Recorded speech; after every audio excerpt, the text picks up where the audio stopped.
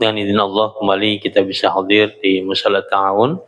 Kita melanjutkan pembacaan kitab Akhlaqul Banin jilid 2, masih berbicara tentang kewajiban seorang anak atau seorang hamba kepada Tuhannya, yakni Allah Subhanahu wa taala. Syekh Umar Ahmad Baraja mengingatkan kepada kita, kenapa sih kita punya kewajiban kepada Allah? Karena yang pertama, Allah telah ngasih kita nikmat yang banyak kepada diri. Dari nggak ada menjadi ada. Kemudian Allah kasih kita tubuh yang baik, pendengaran, akal sehat, hidayah. Itu yang luar biasa. Maka kata para ulama, al-insan abdul ihsan. Yang namanya manusia itu adalah hamba bagi kebaikan. Maka ketika ada orang yang berbuat baik kepada kita, kita pasti ingin membalas kebaikannya. Nah, ini Allah Subhanahu wa taala yang begitu banyak kebaikan kepada kita, maka sudah pasti dan selayaknya kita balas kebaikan Allah tersebut dengan beribadah kepadanya, sekalipun kebaikan kita atau ibadah kita kepada Allah itu tidak akan mampu membalas kebaikan Allah Subhanahu wa taala. Tapi minimal, kata ulama, mala yudraku kullu la yudraku jullu. Ketika semuanya tidak bisa kita capai, maka jangan sampai enggak sama sekali, gitu ya. Maka kita insya Allah melanjutkan, berkata Syekh Umar Ahmad Baraja rahimahullah ta'ala, wa ada manafa'an bihi wa bi barakatil ulum fid darin amin. Wa wada'a rahmata laka fi qulubi walidayka hatta rabayaka tarbiyatan kamilatan. Nikmat Allah yang selanjutnya, Bapak hadirin, Allah letakkan tuh rahmat. Apa sih rahmat? Kasih sayang di hati-hati kedua orang tua kita. Maka nggak ada tuh di antara orang tua kita yang ketika kita lahir atau anaknya lahir, dia kesel, dia marah. Kecuali anak-anak yang memang tidak diharapkan oleh ibunya. Yakni anak hasil kok bingung, hasil zina, naudzubillah min dzalik. Kalau hasil pernikahan kira-kira diharapkan nggak tuh? Senang nggak tuh bapaknya? Senang. Yang tadi nggak bisa ajan aja dibelajar ajan kan itu ya. Buat ngapain tuh? Ngajanin bocahnya kan itu. Nah iya, saking senangnya. Maka itu rahmat yang pertama. Sebelum lahir, bahkan ketika, kalau sekarang mau udah keren dah, ada tes pack segala macam tuh. Ketika istrinya, bang, saya alhamdulillah isi gitu tuh. Seneng gak lakinya tuh? Seneng. Bininya senang, lakinya senang, masya Allah subhanahu wa taala, dirawat, dijaga tuh anaknya. Bininya nggak boleh capek-capek. Lahir, dia dibawa ke rumah sakit, luar biasa tuh rahmah namanya, kasih sayang. Itu semua Allah letakkan di hati-hati kedua orang tua kita. Seandainya naudzubillah kayak yang di TV-TV itu, Bapak hadirin, ketika ada bayi yang lahir dibuang ke tempat sampah, dititipin ke merbot masjid, udah meninggal, bahkan dilemparin gitu ya, berarti kan nggak ada tuh kasih sayang. Dan itu bukan sesuatu yang diharapkan. Dan mereka sebenarnya tahu konsekuensinya.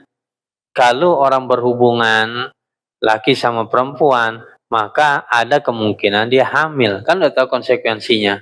Kecuali kalau yang berhubungan laki sama laki. Ada gak tuh hamil?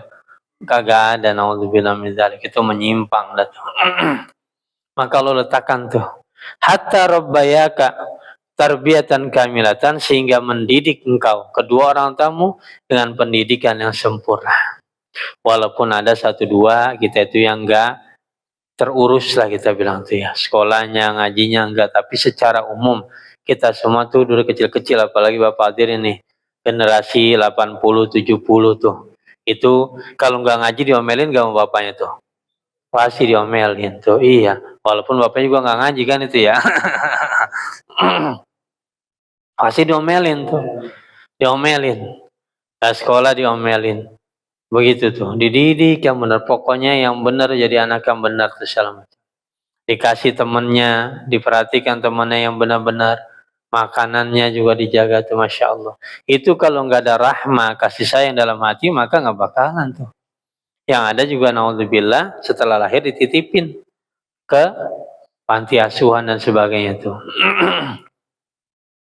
Wa habbabaka ila ustadzika hatta 'allamaka ma yufiduka fi dinika wa dunyaka ila ghairi dzalika min ni'ami ta'ala allati la tuhsa.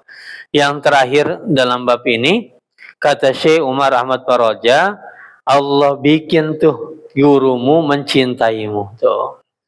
Di pengajian, di sekolahan, maka guru senang banget sama kita. Bentuk senangnya guru tuh ketika benar, maka dia ingin menyampaikan ilmu sebanyak-banyaknya, menyampaikan akhlak sebanyak-banyaknya. Sehingga kita menjadi orang yang kemudian hari berilmu dan berakhlak. Cuman kadang kitanya bader, maka namanya orang bader melakukan pelanggaran, ya kudu dikasih hukuman. Kalau orang melakukan pelanggaran dihukum apa dikasih hadiah? Hukum. Kalau sekarang kan nggak boleh tuh. Katanya kena mental lah, inilah, segala macam. Dia nggak sadar ketika itu anak dibiarkan begitu dalam kesalahannya, nanti dia masuk ke dunia nyata, dunia kerja, habis itu anak. Mentalnya kagak ada. Dan guru, Bapak hadirin, nggak bakalan tuh guru yang bener mah bocah nggak salah apa-apa langsung ditempeleng, ada kayak gitu? Kagak ada. Itu kalau guru udah tempeleng tuh berarti udah fatal kesalahannya dah tuh. Kalau masih bisa diajak ngomong nggak bakalan tempeleng gitu. Apalagi yang lebih dari itu enggak.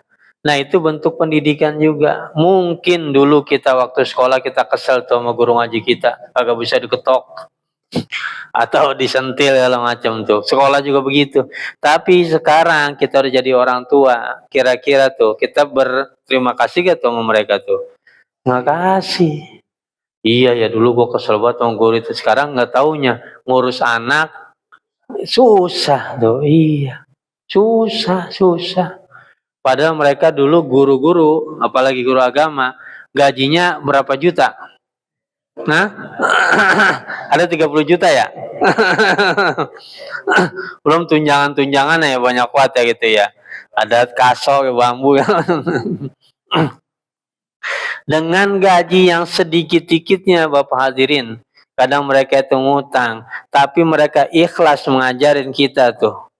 Dengan sekuat tenaga, pikiran, bahkan gak sedikit kadang hartanya. Mereka didik kita, maka kita di kemudian hari alhamdulillah mungkin dulunya badar, sekarang insya Allah berkat dari keikhlasan mereka tuh kita sadar. Kalau sekarang kan enggak, gajinya gede gak tuh? Gede tuh. Punya mobil gak pada tuh? Punya. Sekarang didiknya benar apa benar banget? Benar banget tuh ya. Enggak. Jadi benar, apalagi sekarang sudah dikondisikan, ada aturan. Guru itu nggak boleh marah, nggak boleh ini segala macam kan itu tuh. Bahkan kalau dia marah sama anak murid ya bisa dipanggil Komnas HAM tuh, repot tak guru jadi dah tuh. Udah akhirnya udah sengajar-ngajarnya aja dah gitu tuh. Itu kesalahan besar fatal tuh. Maka nanti 10 tahun ke depan kita generasinya udah out-outan dah tuh. Kita dulu Bapak hadirin, biar kata bader banget itu bocah, bader. Tapi kalau pengetahuan umum nama ibu kota pada tahu gak tuh kira-kira? Tahu, plat-plat nomor, tahu singkatan-singkatan gitu, MPR yang tahu gak? Perkalian aja masih tahu sampai 10 ya? Iya, sekarang bocah sekarang SMA. Nggak usah perkalian, penjumlahan aja kagak kita tahu tuh. Nah, iya, itu jadi apa nanti kira-kira tuh? Iya. Itu kan berarti udah jauh, kemundurannya jauh banget. Kita nggak usah yang pintar dulu, yang bader juga pada bisa kayak gituan mah. Nah ini yang ya Allah. Maka dan begitu juga guru ngajarin kita ilmu yang bermanfaat, berfaedah bagi kita baik di agama maupun dunianya tuh. Maka kita diajarin sama guru kita belajar misalnya pelajaran umum matematika, fisika, segala macam olahraga, juga pelajaran agama. Itu manfaatnya nanti ketika kita balik sudah dewasa tuh. Buat nanti kerja, buat nanti yang macam-macam tuh udah dibekalin tuh. Itu semua kita dapat ketika dulu waktu menuntut ilmu masih kecil. Kalau itu dilewatin sampai SMA bahkan sampai kuliah cuman main doang TikTokan, maka jadi generasi joget-joget kagak jelas ya tuh. Iya. Naudzubillah min dzalik. Dan nikmat Allah itu lebih dari ini semua yang diceritakan. Wa in ta'uddu ni'matallahi la tusuha. Kalau kalian berusaha ngitung-ngitung nikmat Allah, pasti nggak bakalan bisa ngitungnya tuh.